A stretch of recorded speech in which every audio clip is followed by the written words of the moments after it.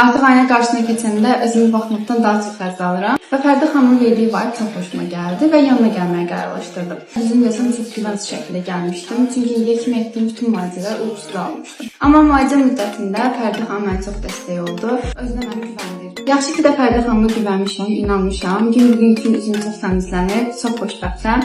Artıq ayna qarşısına keçəndə özümü baxmaqdan daha çox həzz alıram.